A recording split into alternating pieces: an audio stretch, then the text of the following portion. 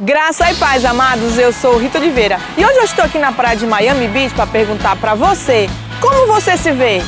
Quer saber essa resposta? Então já sabe, não sai daqui porque a gente já começou mais um Estudando a Bíblia.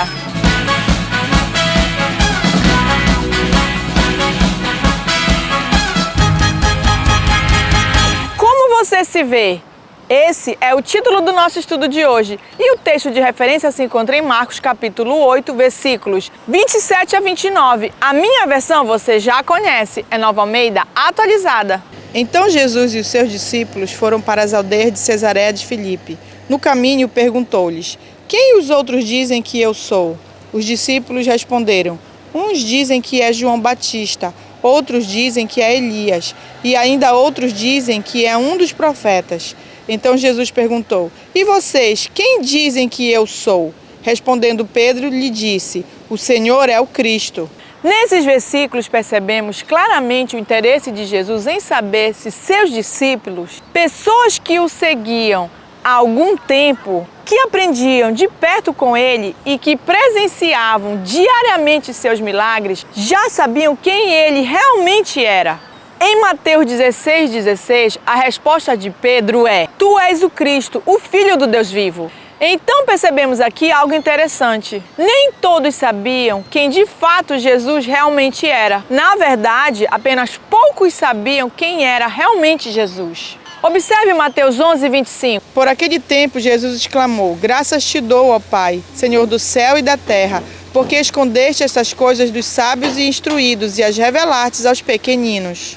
Assim como Jesus quis saber o que as pessoas e principalmente os seus discípulos pensavam sobre ele, nós também muitas vezes queremos saber o que as pessoas pensam sobre nós. E assim como existiam vários tipos de percepções a respeito de Jesus, podem existir diferentes tipos de percepções sobre você. Eu penso que existem 4 tipos de percepções sobre você. A primeira delas é como as pessoas lhe veem. A segunda é como a sua família lhe vê. A terceira é como você se vê. E a quarta, e penso ser a mais importante de todas, é como Deus lhe vê. Você sabe que de um modo geral, todas essas percepções sobre você podem ser diferentes e às vezes muito diferentes mesmo. As pessoas fora do seu âmbito familiar lhe veem como um ser social, pois elas também são seres sociais. E nós fomos criados para isso, para sermos seres sociáveis. Mas nem sempre viver em sociedade revela a nossa verdadeira aparência. As mídias sociais estão aí para nos dizer isso. O que as pessoas postam em suas redes sociais nada mais é do que uma imagem ideal que elas gostariam de passar sobre elas próprias. E na maioria esmagadora das vezes não é real. Mesmo você convivendo com pessoas no seu trabalho, na sua comunidade, na sua escola ou na sua faculdade, a imagem que elas têm sobre você pode ser totalmente diferente do que realmente é. Você pode perceber que dependendo do ambiente que você se encontra, se o entrevistador perguntasse para alguém que convive com você nesses ambientes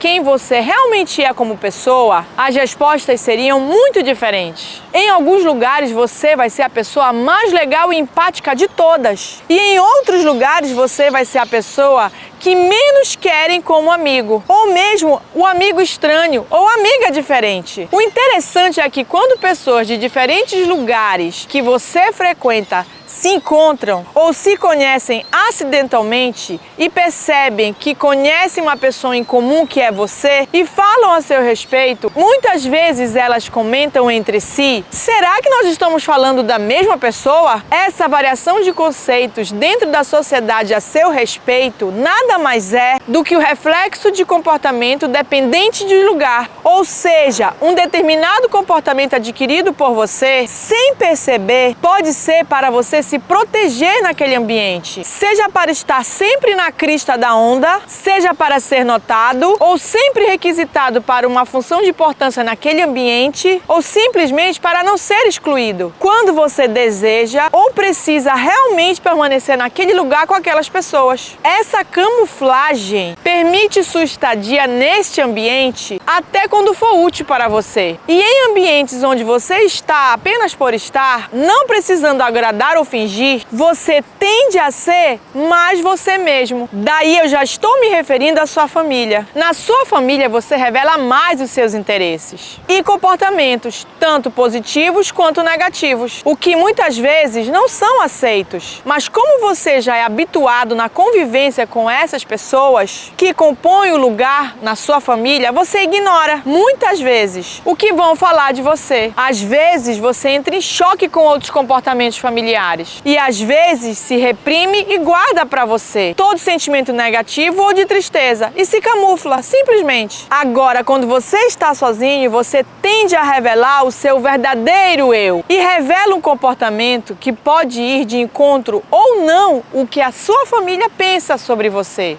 Isso vai depender do tipo de criação e relação que você tem ou teve com seus pais, irmãos, avós, tios e pessoas próximas que convivem ou conviveram com você. E principalmente do relacionamento que você possui ou não com o próprio Deus. Às vezes você pensa que vivem vários eus dentro de você, pois ora você pensa de uma forma sobre determinado assunto e ora de outra. Ora você se comporta de um jeito, ora de outro. Muitas vezes você muda ou mudou de ideia sobre algo, como quem muda de roupa. E muitas vezes você mesmo não se entende. Ou seja, um verdadeiro camaleão. Todos esses múltiplos você, ou seja, como você se vê, como sua família lhe vê, ou até como a sociedade lhe vê, são puramente porque você ainda não descobriu quem você realmente é de fato. E quanto mais camaleão você é, menos você conhece a sua verdadeira essência, projetada por Deus. Então você precisa conhecer aquele que lhe criou, pois quem sabe sobre a sua verdadeira essência é o próprio Criador. Observe alguns versículos do Salmo 139. Senhor, tu me sondas e me conheces.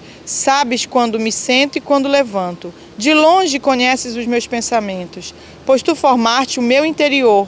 Tu me teceste no ventre de minha mãe. Graças te dou, visto que de modo assombrosamente maravilhoso me formastes. Os teus olhos viram a minha substância ainda informe, e no teu livro foram escritos todos os meus dias, cada um deles escrito e determinado quando nenhum deles ainda existia.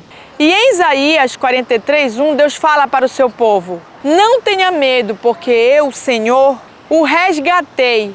Eu, Senhor, o chamei pelo seu nome. Deus conhece você a fundo pelo seu nome. E assim nós percebemos que só quem pode emitir com propriedade o verdadeiro olhar ou opinião sobre você é o próprio Deus. Então, o olhar ou a percepção sobre você mais importante de todas não é o das mídias sociais, nem do ambiente que você costuma frequentar. Escola, faculdade, igreja, comunidade, trabalho. Também não era o olhar da sua família, mesmo que esse olhar seja bom sobre você, e nem mesmo o seu próprio olhar. Mas o verdadeiro olhar ou percepção sobre você vem do próprio Deus. Sendo assim, é por essa percepção ou por esse olhar de Deus sobre você que você consegue perceber quem é o seu verdadeiro eu. Então eu quero lhe dizer algumas verdades sobre você, de acordo com o que a palavra de Deus diz. Primeiro, eu quero lhe dizer que definitivamente você não é um erro ou um acidente. Mesmo que a sua gravidez não tenha sido planejada, ela não foi planejada pelos seus pais, mas estava totalmente nos planos de Deus. Ou seja, você não veio a este mundo por acaso. Logo, você não é inútil, como alguns fazem questão de afirmar, pois acabamos de ler em Salmos 139 que não é dessa forma que o Criador lhe vê. Você também não é um rejeitado ou rejeitada, mesmo que pareça ser. Isso não é real, porque Deus te formou e te ama e tem um propósito claro para a sua vida. Você só precisa descobrir qual é. Dito isto, agora quero lhe dizer o que você realmente é, segundo a palavra do Criador. Você é a imagem e semelhança do próprio Deus. Semelhança espiritual, pois você foi criado com a essência do Criador. Isto está escrito em Gênesis 1:27. Criado de maneira especial, um ser único e complexo. então você é conhecido por Deus. E isso está escrito em Salmos 139. Portanto, você é amado do Pai, segundo 1 João 4:10, criado com um propósito definido, como já falei. E isso está escrito em Efésios 2:10 e Jeremias 29:11. Agora quero lhe dizer mais uma coisa. Quando você se arrepende e confessa Jesus como seu único e suficiente Salvador, você ainda passa a ser salvo. E isso está escrito em Efésios 2:8. Também filho de Deus, segundo Romanos 8:16. Amigo de Deus, segundo João 15:14-15. Você também passa a ser protegido por Deus. Isso está escrito em 1 João 5:18. E ainda você passa a ser herdeiro da vida eterna, de acordo com João 3:16. Então, pare de se enxergar ou agir como as pessoas ou a sociedade pensam sobre você, ou como até mesmo a sua família pensa sobre você, ou ainda como você mesmo pensa sobre você. Passe agora a se enxergar e agir como Deus, seu Criador, e ainda por meio de Cristo Jesus se tornou seu Pai, pensa sobre você. Você é único, única aos olhos do Pai. Mude seu modo de pensar a respeito de você mesmo e comece a agir à altura do olhar de Deus sobre você. Observe 1 Coríntios 13:12. Porque agora vemos como num espelho, de forma obscura. Depois veremos face a face. Agora meu conhecimento é incompleto.